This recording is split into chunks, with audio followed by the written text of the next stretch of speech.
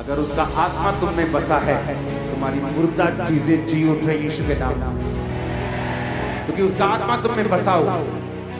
ये इम्पॉसिबल है तुम्हारा फाइनेंस मरा रह जाए अगर तुम्हें ये रेवलेशन है। तुम्हारी सेवा मरी हुई, इम्पॉसिबल। अब संभाल के क्या रखना है? अपना आईफोन, उसका आत्मा। वो आत्मा जो जीसस के अंदर था और उसने उसकी मुर्दा देह को जी उठाया, अगर वो आत्मा तुम में बसा हुआ है तो वो तुम्हारे मरे हुए शरीरों को क्यों ना जी उठाएगा? अब सवाल है, तुम में बसा है कि नहीं? तुम में बसा है कि नहीं? वो तुम जानते हो, वो मैं नहीं जानता, तुम जानते हो। तुम्हारे परिवार भी नहीं जानता, तुम्हारी मम्मी भी नहीं जानती, तुम्हारे पापा भी नहीं जानता। वो तुम जानते हो कि वो आत्मा तुम में बसा है कि नहीं।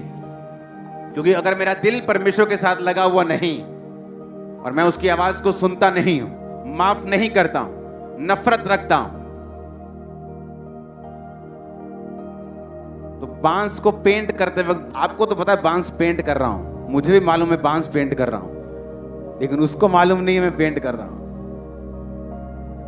आपको तो पता है मैं बोल रहा हूं, मुझे पता है मैं बोल रहा हूं, उसको नहीं मालूम मैं बोल रहा हूं। आपको मालूम है आप बैठ के ताली बजा रहे और मैं आपको ताली बजाते देख रहा हूं, पर उसको मालूम नहीं कि तुम ताली बजा रहे। अगर उसका आत्मा तुम में बसा है, निशानी होगी, तुम जी उठोगे।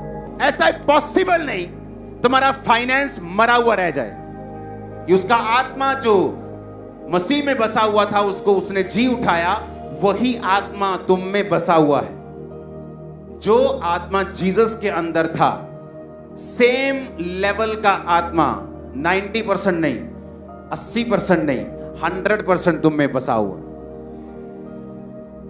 लेकिन वो मर्जी अपनी है कि घर में अगर फेरारी भी खड़ी हो तो तुमको पैदल जाना है तो तुम्हारी मर्जी, कि अच्छा 3 स्टोरी घर डाला है फिर भी एक गली में सोना है, वो तुम्हारी मर्जी है। तुम राजा के बेटे और बेटियां फिर भी भीख मांग के खाना है, फिर तो तुम्हारी मर्जी।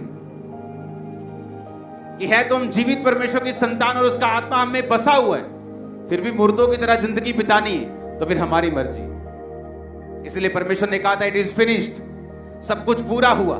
तुम्हारे उद्धार का काम, हीलिंग का काम, डिलीवरेंस का काम, तुम्हारी बरकत का काम, श्रापों से मुक्ति का काम, सब कुछ पूरा हुआ।